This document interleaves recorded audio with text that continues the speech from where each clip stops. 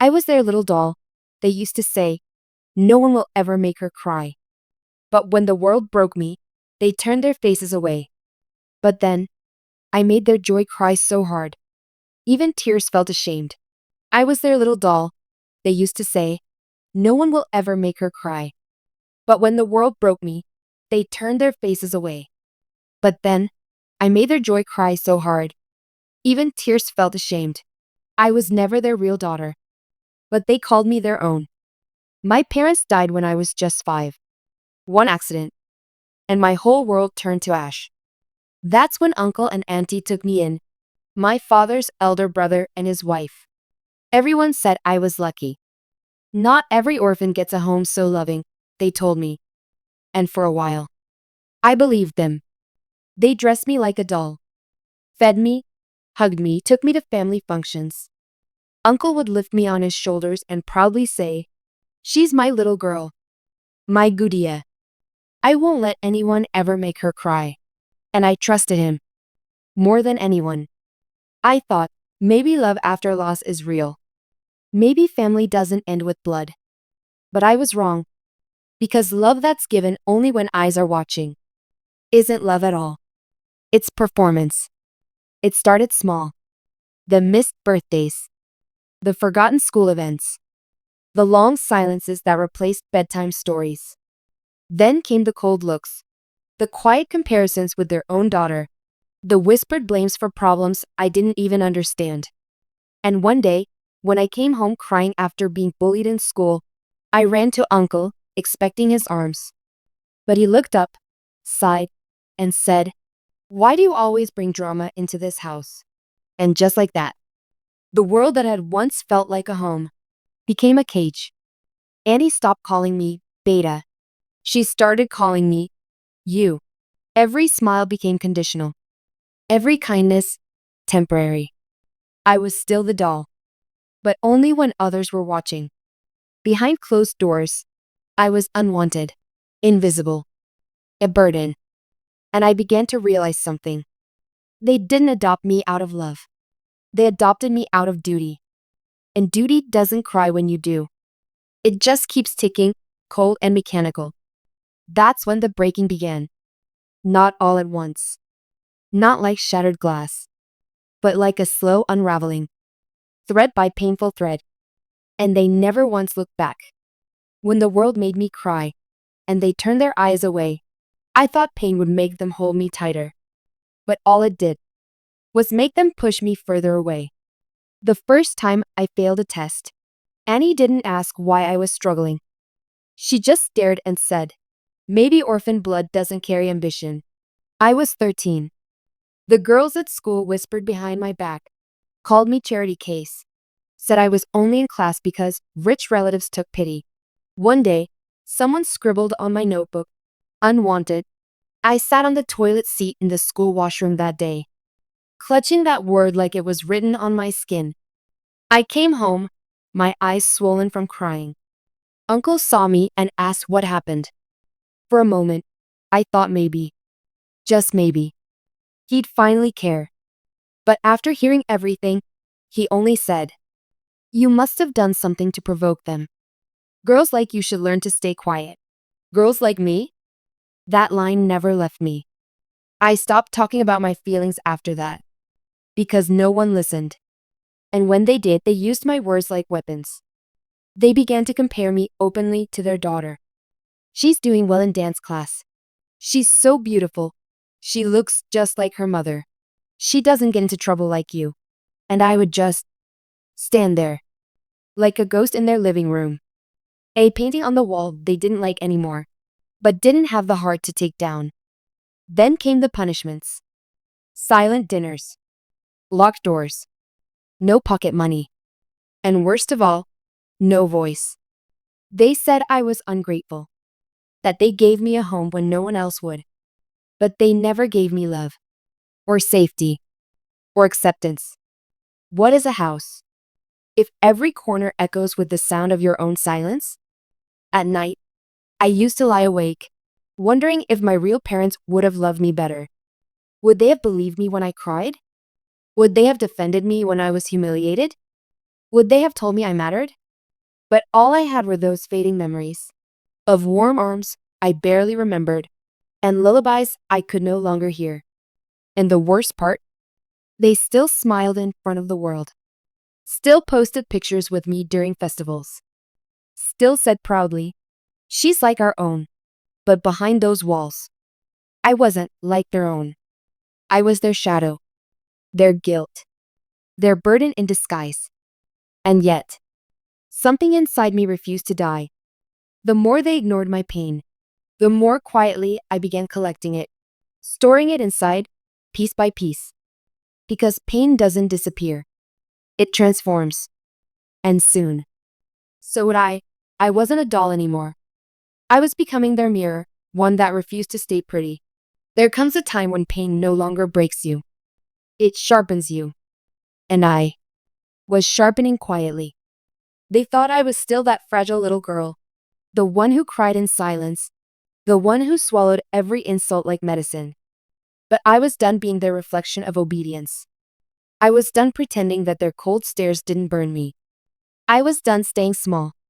It started with the little things. I stopped saying thank you when they threw me scraps of affection. I stopped nodding like a puppet when relatives praised them for raising me like their own. I started watching, listening, not just to what they said, but to what they hid. And it didn't take long for me to notice. Their secrets had cracks, and I was no longer blind. Auntie had a habit. Every time someone visited, she wore a mask of grace. But behind closed doors, she called me a burden with lips that never hesitated. One evening, she forgot her phone in the living room. It buzzed. Curiosity? Maybe. Or maybe something deeper. I picked it up and saw messages. Private messages. They weren't just hiding coldness. They were hiding something much darker. Money sent under different names. Discussions about keeping the girl quiet.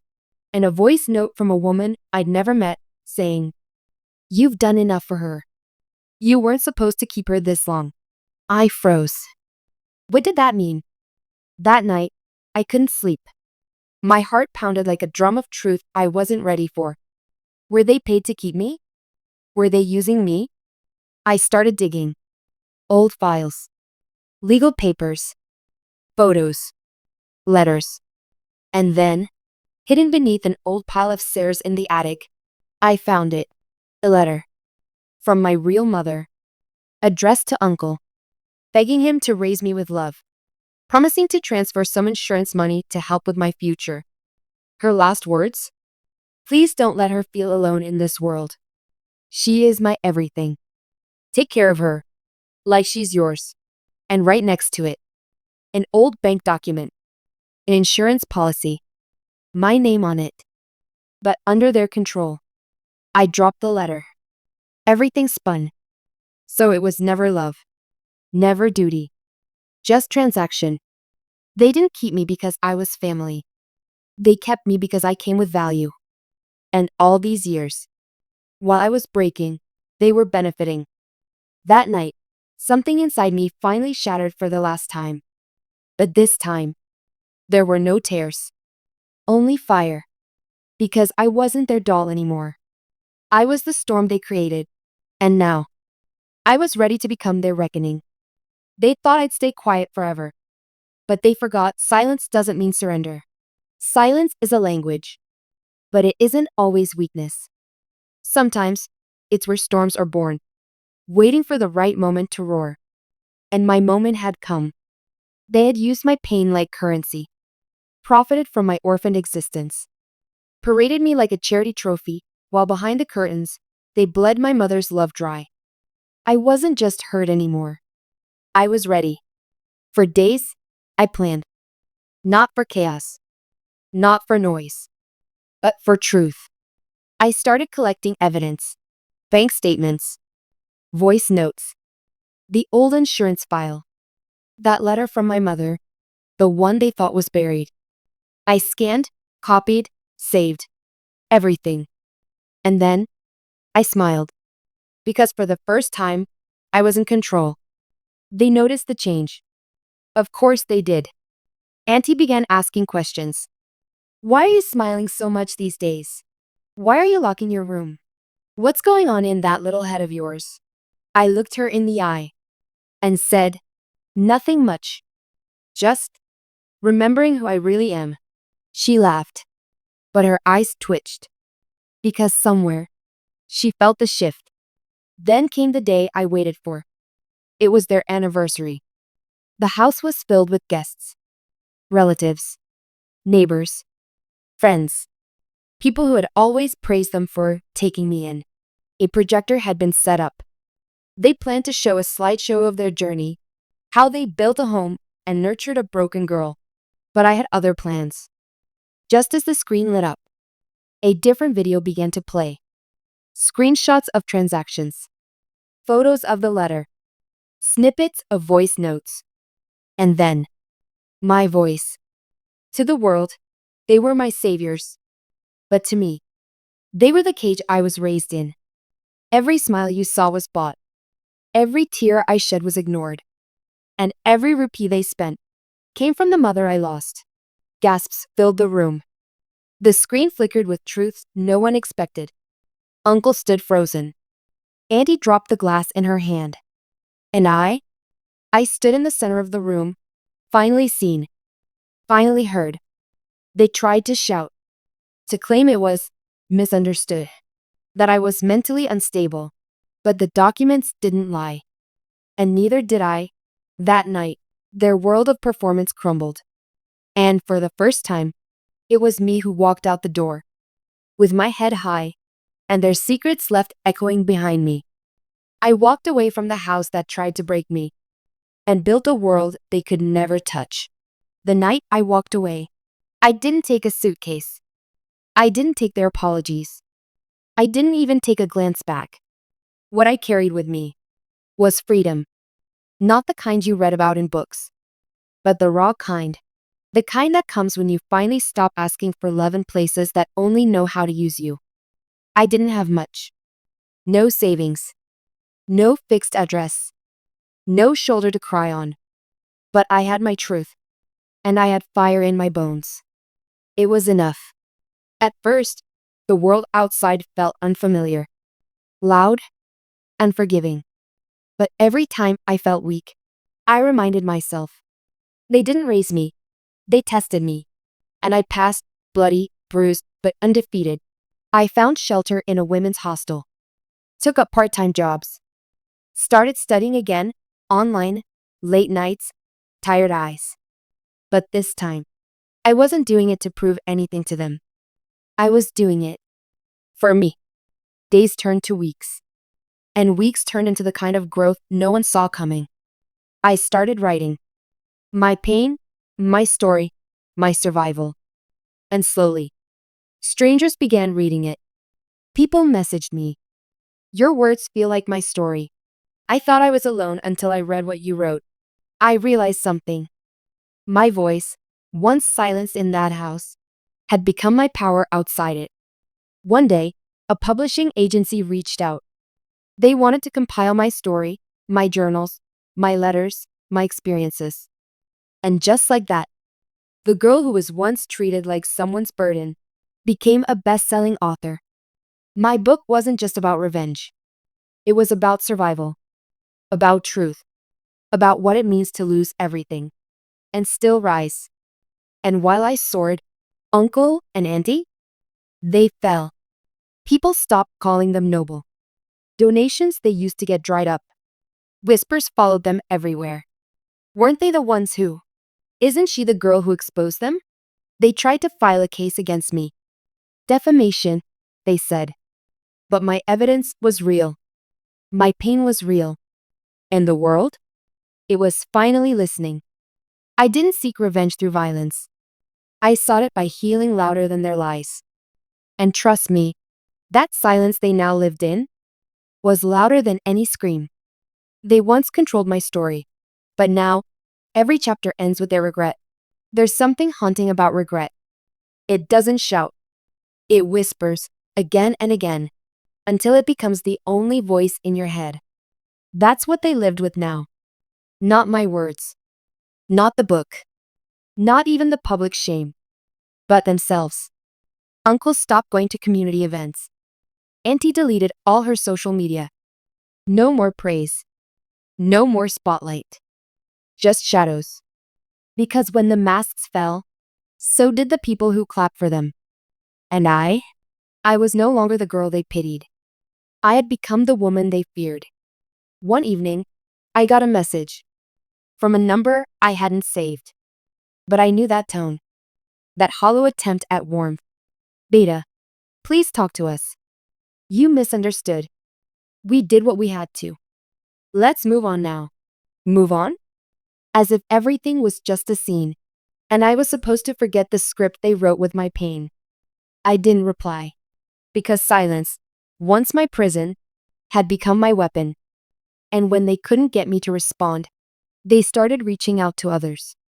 My publisher, my readers, even an NGO I had collaborated with. Saying things like, she's unstable. She's lying for fame. She's ungrateful. But the truth is louder now. Too loud to be buried again. I continued to grow. Started speaking at survivor panels. Got invited to colleges. Even featured in a documentary titled, The Girl They Tried to Break and Failed. I watched their faces pop up every now and then. In articles. In whispers. In legal notices that never went anywhere. But I never flinched. Because they were no longer the authors of my story. I was. And every time I penned another chapter, every time my voice reached another soul, they drowned a little deeper. In the silence they once forced me into. Their regret was slow. Lonely. Unseen by the world. But felt by them every second. And me? I had already written the final line of their part in my life. They were never the villains. They were just the warning. I didn't just survive them. I made sure the world knew what they buried. They thought they could bury it. My screams. My silence. My truth. They thought if they smiled loud enough in public, no one would ever hear the sound of me breaking behind closed doors. But what they forgot was, I remembered everything. And now, so did the world. 1 year after my book launch, a major journalist reached out to me. She wanted to interview me, not just for what I'd survived, but for what I'd uncovered. She said, "This isn't just your story anymore. It's a reflection of how many families hide behind respect while they rot from inside." We sat in a dim-lit studio. Cameras rolling. Heart pounding. I spoke about nights I wasn't allowed to eat unless guests were happy. About birthdays that were celebrated only for their image. About punishments that weren't just painful, but meant to erase me. And about how they always said, "You owe us everything. We saved you." But the truth? They didn't save me. They caged me. And decorated the bars with fake love. When the interview aired, the internet exploded. Women wrote in. I was the niece they dressed up but never cared about. I was the adopted one until I started saying no. I thought I was alone. The story wasn't just mine anymore. It was ours. And then came the real earthquake. An ex-employee of Uncle's called me anonymously. He had proof, documents, emails, voice recordings. Proof that they not only used my name for donations, but used that money to fund their own comforts. Fake medical bills. Ghost orphan programs. All in my name. I turned the proof over to the right hands. Lawyers. Journalists. Activists. They tried to fight it. Said I was bitter. Unstable. Delusional. But paper doesn't lie. Records don't cry for attention. They expose. Within weeks, an investigation was opened. Their accounts frozen. Their organization blacklisted. And the same people who once praised them now crossed the street to avoid them. Uncle, once honored at community events, now sat at home, hiding behind curtains. Auntie, the voice of morality in every local group, now blocked by the very women she once judged. And me? I wasn't just the girl who survived. I was the storm that came after the silence. They called me a burden. but I became the fire that burned their kingdom of lies to ashes. There's a strange kind of silence after a storm. Not peace, not calm, just silence. The kind that follows destruction when everything fake has finally fallen. That's what I felt the day their empire crumbled. The headlines weren't subtle. Respected couple accused of financial fraud and emotional abuse. Behind the smile, the truth about the family that saved her. I didn't have to speak anymore. The world was speaking for me. And yet, the part that hit the hardest wasn't the exposure, wasn't the loss of their power. It was the first time someone asked me, "Do you feel free now?" And I didn't know how to answer. Because how do you explain that freedom doesn't feel like joy? It feels like learning to breathe again after drowning for years. It feels like guilt for surviving. It feels like looking in the mirror and whispering, "You're not broken, just scarred." And those scars, they became my armor. One evening, I stood outside the house I once called home. It looked smaller now. Not just physically, but emotionally. I remembered the nights I sat by the window, hoping they'd notice I hadn't eaten. Hoping they'd ask why I was crying quietly into my pillow. But they were always too busy, being the perfect couple in the world's eyes.